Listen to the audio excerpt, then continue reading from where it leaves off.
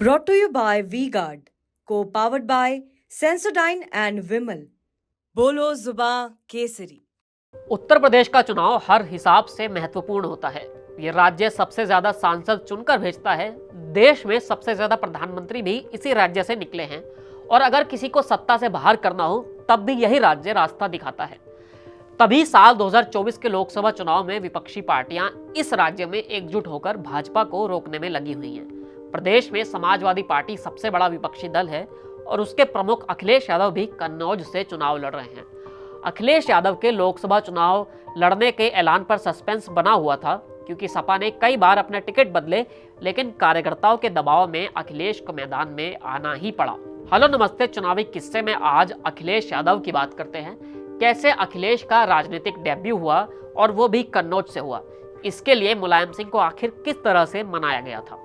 अखिलेश यादव ने अपनी सियासी पारी का आगाज कन्नौज सीट से ही किया था, जिसके बाद उसे सपा के मजबूत दुर्ग में तब्दील कर दिया गया था। मोदी लहर में कन्नौज सीट सपा के हाथों से 2019 में निकल गई थी। तब डिंपल यादव को बीजेपी के सुब्रत पाठक ने मात दी थी। करीब 25 साल पहले अखिलेश यादव ने इसे अपनी कर्मभूमि बनाया था। इसके लिए अखिलेश यादव को सियासत में आने के लिए अमर सिंह और मुलायम सिंह तैयार नहीं थे, लेकिन छोटे लोहिया यानी जनेश्वर मिश्र ने उनको मनाया था और अखिलेश यादव को राजनीति में लेकर आए थे। मुलायम सिंह यादव के सियासी वारिस के तौर पर उत्तर प्रदेश की राजनीति में अखिलेश यादव खुद को स्थापित करने में काफी हद तक सफल रहे हैं, लेकिन उनके सियासी पारी का आगाज की जो कहानी है वो काफी रोचक है। 1999 में मुलायम सिंह यादव कन्नौज और संभल 2 लोकसभा सीटों से चुनावी मैदान में उतरे थे। वो दोनों ही सीटें जीतने में सफल भी रह गए थे। इसके बाद मुलायम सिंह यादव ने कन्नौज सीट को छोड़ दिया, जिसके बाद सपा को किसी ऐसे नेता की तलाश थी जो कन्नौज सीट पर जीत की गारंटी बन सके। इसे लेकर मुलायम सिंह ने अपने करीबी नेताओं के साथ सलाह मशवरा किया। मुलायम सिंह यादव सैफई परिवार से अपने भाई राम गोपाल यादव और शिवपाल यादव को सियासत में एंट्री करा चुके थे। राम गोपाल राज्यसभा सदस्य थे तो शिवपाल विधायक थे। अखिलेश उस समय तक सियासत से बहुत दूर थे, उन्हें राजनीति में बहुत ज्यादा सरोकार भी नहीं था। अखिलेश के सियासत में आने का कोई प्लान तब तक नहीं था। ऐसे में कन्नौज सीट से उम्मीदवार को लेकर बैठक में मुलायम सिंह यादव के साथ जनेश्वर मिश्र भी उपस्थित थे। इस दौरान सपा के कई बड़े नेताओं के नाम पर चर्चा हुई, लेकिन किसी भी नाम पर सहमति नहीं बन सकी। जनेश्वर मिश्र बैठक के दौरान सपा नेताओं की बातें सुन रहे थे, लेकिन कुछ नहीं बोले। इस पर मुलायम ने कहा कि पंडित जी, आपकी राय क्या है? आपने तो सारे संभावित नाम पूछ लिए हैं, लेकिन आपने अपना पत्ता नहीं खोला है।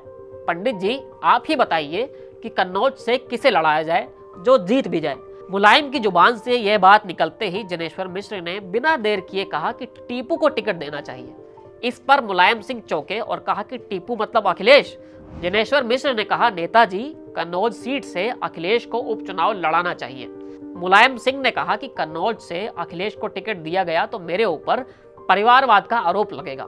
मुलायम सिंह की इस बात पर जनेश्वर मिश्र ने कहा, नेताजी, ये लड़ाई सत्ता के परिवारवाद की नहीं बल्कि संघर्ष के परिवारवाद की है।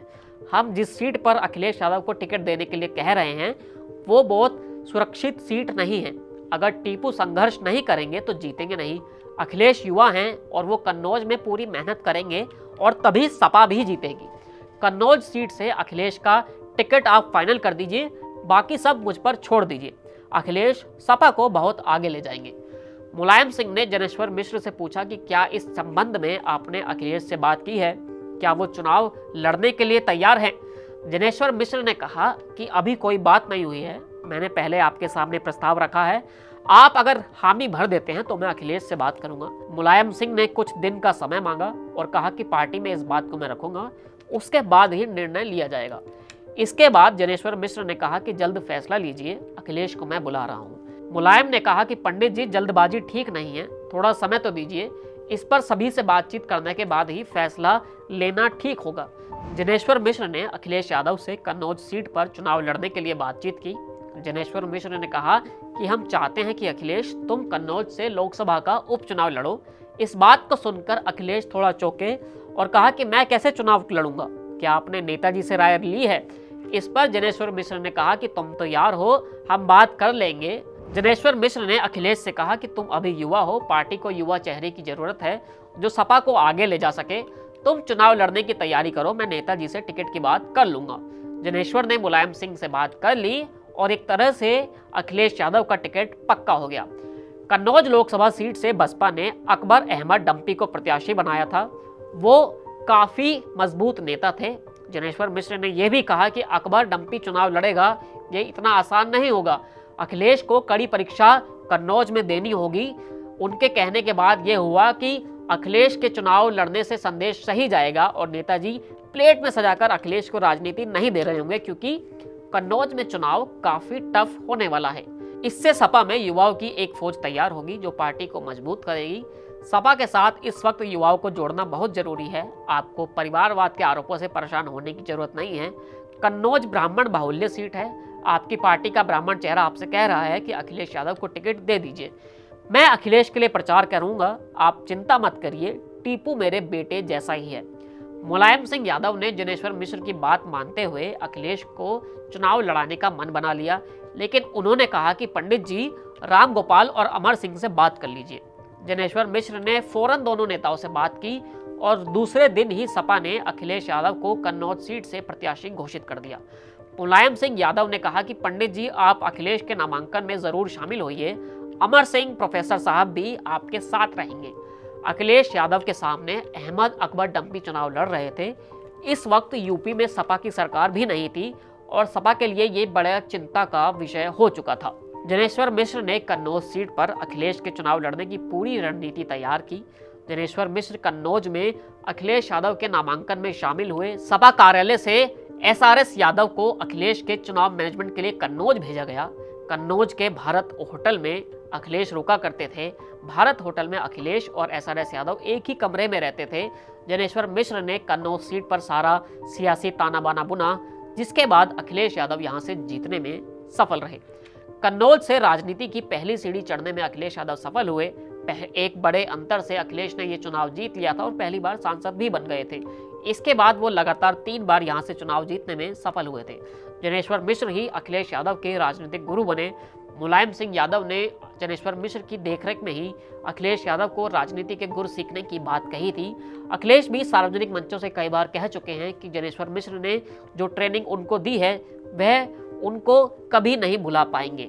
जनेश्वर मिश्र ने सपा के अलग अलग संगठन की जिम्मेदारी भी अखिलेश यादव को सौंप दी थी। 2009 में अखिलेश यादव के राजनीतिक करियर का टर्निंग पॉइंट माना जाता है। इस दिन समाजवादी पार्टी ने अखिलेश को यूपी का प्रदेश अध्यक्ष बनाया था। इस जिम्मेदारी के पीछे भी जनेश्वर मिश्र का हाथ था। उन्होंने 2 जून को अखिलेश यादव से कहा था कि अब तुम्हें 2012 में यूपी में सपा की सरकार को वापस लानी है। खूब मेहनत करो, साइकिल चलाओ, यात्रा करो, संगठन को इतना मजबूत बना दो कि सपा की सरकार यूपी में आ जाए। सपा सत्ता में आने में सफल रही थी, जिसके बाद अखिलेश यादव मुख्यमंत्री भी बन गए थे। 2012 में अखिलेश यादव ने कन्नौज सीट से इस्तीफा दे दिया और उनकी पत्नी डिंपल यादव निर्विरोध यहां से सांसद चुनी गई थी। इससे पहले 2009 में अखिलेश कन्नौज और फिरोजाबाद दोनों ही सीटें जीतने में सफल रहे थे, जिसके बाद उन्होंने फिरोजाबाद की सीट छोड़ दी थी। डिंपल वहां पर उपचुनाव लड़ी थी, लेकिन राज बब्बर के हाथों हार गई थी। 2012 में कन्नौज से सांसद बनी डिंपल 2014 में फिर से जीतने में सफल रही थी, लेकिन 2019 में कन्नौज सीट वो नहीं जीत पाई थी। सपा बसपा गठबंधन के बाद भी कन्नौज की सीट पर समाजवादी पार्टी की हार हुई थी और ये उसके लिए एक बड़ा झटका था। इस चुनावी किस्से में इतना ही। फिर मिलेंगे एक नए किस्से के साथ TV9 डिजिटल पर।